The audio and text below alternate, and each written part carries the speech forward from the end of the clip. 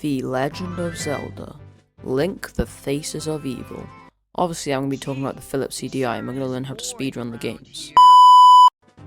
Ocarina of Time. Not only a game that changed gaming forever, also one of the highest rated games on Metacritic. Also iconic in speedrunning too, behind his older brother. Here's how it took me 1 year to speedrun this legendary game. I'm on my Wii U and I'm like, I want to get into Ocarina of Time speedrunning. I definitely go to the eShop and definitely download it legally. And then that's when the problem starts. The Wii U Virtual Console release of this game is not very good. It's washed out, the input lag is unbearable. I just tried to make it work, but the input lag and everything was too hard, so I just had to get it on the Wii Virtual Console in the end. And shout out to a practice ROM GZ by Glank. It offers things like save states, inventory modifiers, and many more. To get started, go to the website, choose what platform you're using, and choose to install it on N64 or Nintendo Wii. More information on the website, link in the description for GZ. But anyways, I started making my way outside the forest. First two things we need to do. We have to make it into the crawl space and get the sword. As soon as I can control Link, I do a backflip and then start backwalking. Grab a rupee and then do another backflip. My movement wasn't very good because I was only practicing, but I was fine with that because I know I'd be much better when it comes to the actual run. Once I made it through the crawl space, I'm gonna backwalk, side hop, backwalk, side hop, backwalk, then open the chest.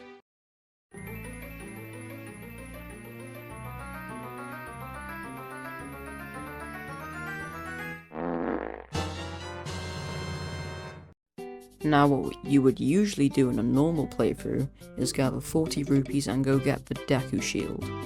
We're not going to be doing that yet. We're going to head to the Lost Woods. The reason I'm in the Lost Woods is because I need to get a bottle. But you know where this is going. The closest one is at Kakariko. And I need to get to Kakariko with doing a glitch called the Navi Dive.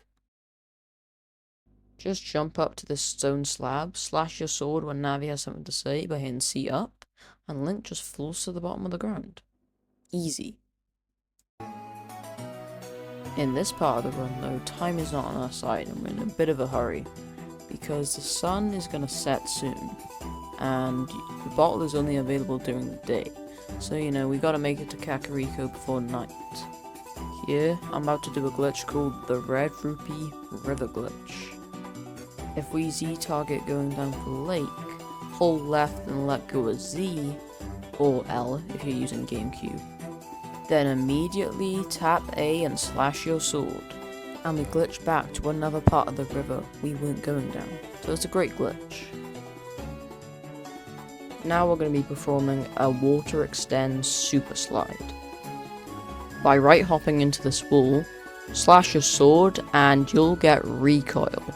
Hold a slight input to the right on your controller, and that is called an ESS position. But now that we're close to Kakariko, we have to find all the chickens scattered around here. There's one just sitting by the entrance, how convenient. One trapped in a crate, one just chilling by the entrance of Death Mountain, and one just chilling by this house. You can see a chicken sitting by the pen, but he couldn't just go in there in the first place, asshole. But that's okay, because I used that chicken to get over to these other ones, so sorry chicken. After I throw the last chicken in the pen, it's finally time to obtain the bottle. All this stuff I was doing before, it was light work. Light work, no reaction. But now we have to go to the Deku Tree, and this is the hardest part of the run.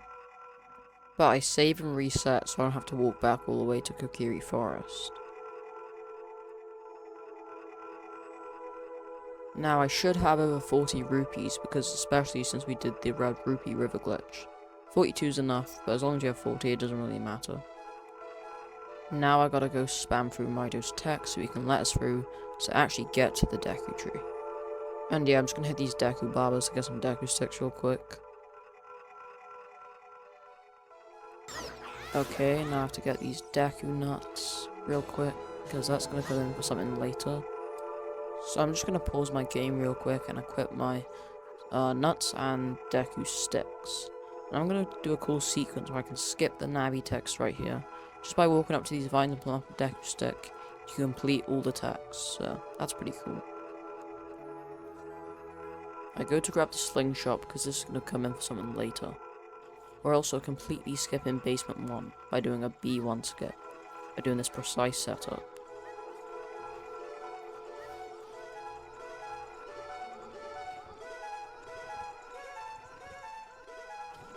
Now we gotta burn down the web. Now for the Deku scrubs, the order is 3, 2, 1. Now we're doing Goma, which is a not great part of the run. Link's gonna have to throw a Deku nut, crouch stab, throw a Deku nut, crouch stab, and then slash his sword.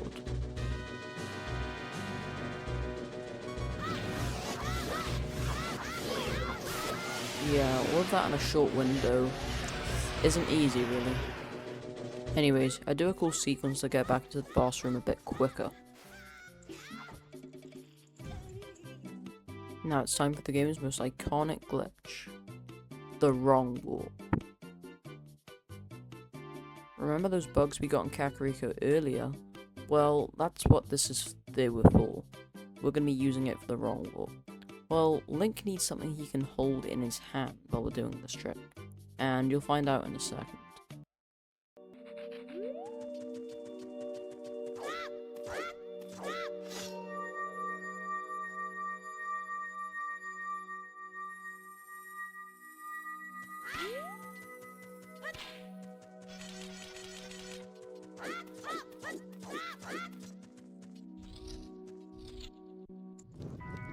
Boom. Wait, we're in Ganon's castle. And the reason because of this is since the loading zones in Ocarina of Time don't follow like a pattern, they're just kind of scattered around. It goes deeper than this, but let's get back to the wrong warp. Once I got my bugs and my bottle, I line up against the wall. Start back walking. And during the last backflip, tap the bottle button, then immediately tap the sword button. This sword ocarina on the end of the warp. Make sure you're holding down on the analog stick. Once you have this camera angle, you're going to press A, and then once Link takes one step, you're going to throw a Deku nut. After you throw your first Deku nut, you should get this camera angle by holding Z, and then hold all the way to the right. After moving to the right, you're going to see that the ground's starting to become a bit darker. And once Link's about to step on that, you should have probably tapped the Deku nut button. After Link crosses over that bump, you can start side hopping to get there a bit quicker. Once you get here, you should immediately go to the corner of the door and tap A while still holding Z. Oh no, that's weird. It's taking us back to Kokiri as intended. What I'm about to say may be a bit daunting. The wrong warp is a frame perfect trick. Alright. I know what you're thinking. This sounds very intimidating. Boring! I was kind of intimidated by it when I was first learning how to speedrun this game, but it's not in the slightest. But you just have to be aware of two things. Go through the door too quickly and you'll be outside the Deku Scrubs room. Go through too slow, you'll be back at Kokiri Forest. But over time, it's quite easy to avoid these mistakes. So don't let it put you off. Now we're going to be learning Collapse Skip. Line up against this pillar and start back walking, then do a backflip. During the backflip, press the sword button. Once you have side hopped left, hold ESS position left. And one great thing about Ocarina of Time, you can buffer the inputs by pausing. Pausing is too OP in these kind of games. Like I can slash my sword and pause to get the best inputs. During the final swing of my sword, I pull out my slingshot. Then I drop to the bottom of this unloaded area.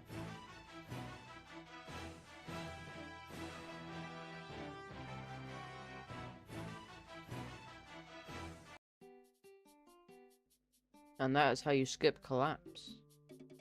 Make sure Link doesn't hit any rocks here because he has his Kokiri shield, and if them rocks hit that shield, the game will crash. Now we have the Ganon fight as young Link. This is probably going to be the hardest bit of the run. That's what you're thinking right now. Well, no. Quite the opposite, actually. It's probably the easiest part of the run. Even as Child Link, it's so easy.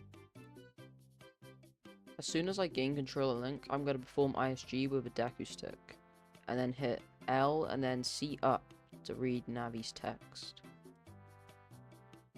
And then I just run under Ganon, back and forth like this until I hit his tail. Like that. And then that's pretty much it. But you don't want to get hit like that. You gotta make sure you're running in and out enough, because you don't want to be at the front where he strikes, and then, yeah, you just get killed immediately, since Link only has 3 hearts. But when the first phase is done, you have to go get the Master Sword. And Link just automatically equips it, so it's pretty easy. And then you just want to strike Ganon by doing a jump slash, and then that's it. You don't just do a jump slash and then perform ISG again. And it's not bad even if you fail ISG, because you can just back up and do it again. So it's kind of hard to fail unless you get too close to Ganon, of course. During the last slash, Zelda's gonna put her power out, and then, usually once Zelda's put her power out, Link will slash his sword, and then during a speedrun, that's where you cut the timer off. And then that's the speedrun, which is about 20 minutes. But now it's time to do my first speedrun of The Legend of Zelda: Ocarina of Time.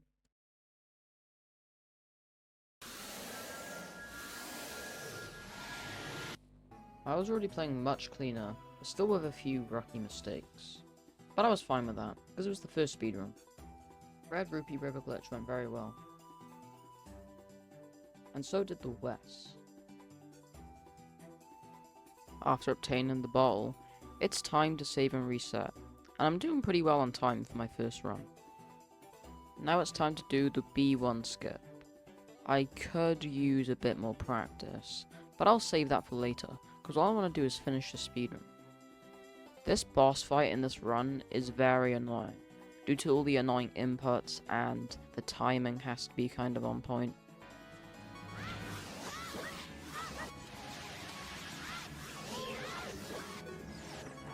I fumbled, so I had to get out my trusty slingshot.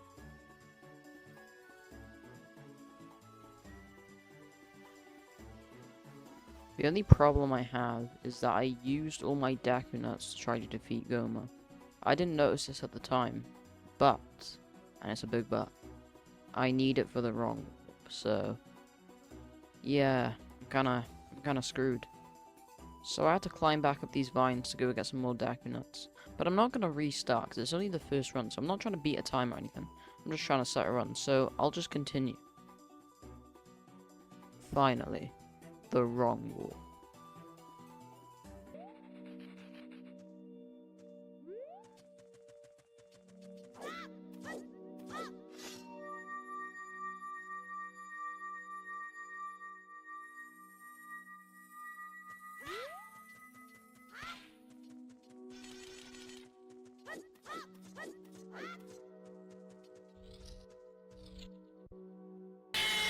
Oh no.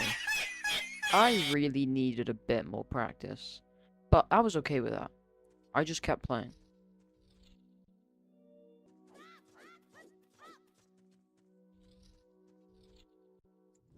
Yes, this run still has hope after all.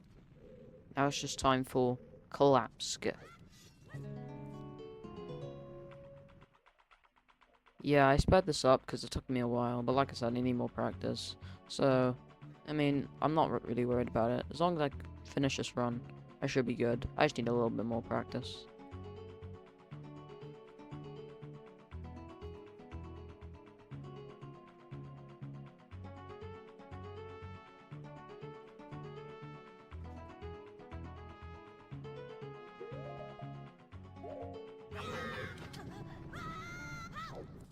Now just time for the Ganon fight. This run should be able to pull through.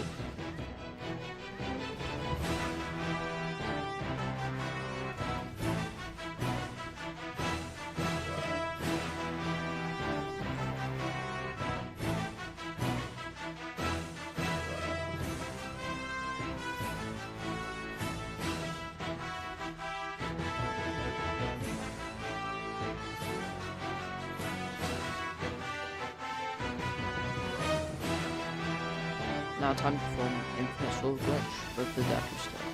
Highest speed for sure.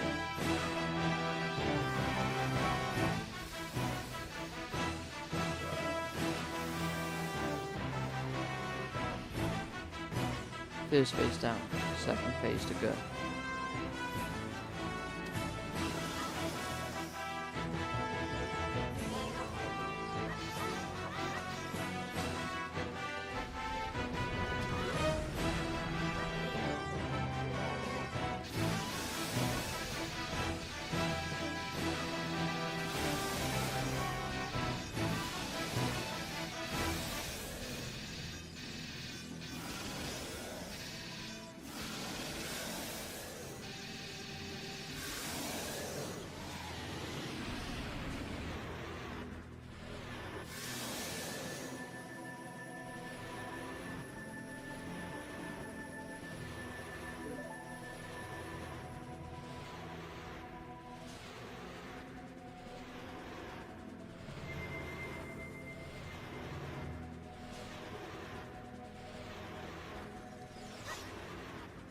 $27.33.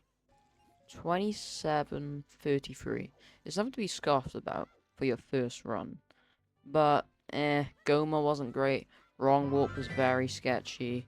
Collapse Skip was very rough. So I just needed more practice. And this is where I was. About a month later.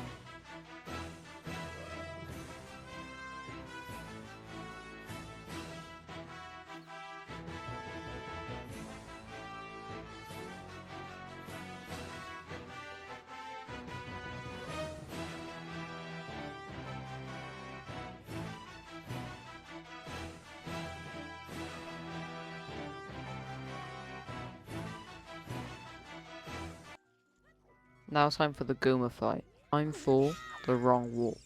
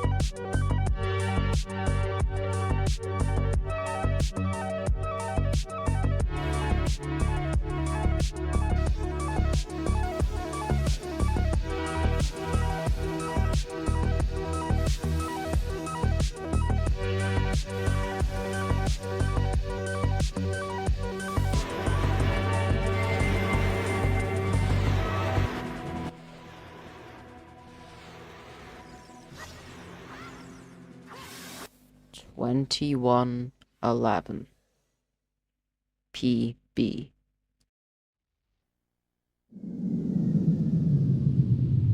Thanks to everybody who made it this far to the video. If you enjoyed, maybe just leave a comment down below. Also, I hope this video inspired you to maybe pick up speedrunning games yourself, like Mario 64, maybe one of the original 2D Zeldas. How about this Zelda? Since it's a really fun hobby and I want everybody to at least give it a try. I'm gonna try start posting more frequent. I'm really trying my best to do it. Also, I want to give a shout out to Lunatic J, who inspired me to do this video. He has some great content on his channel, so definitely go check him out. Thanks for watching, like and sub, and I'm probably gonna dip now. Bye.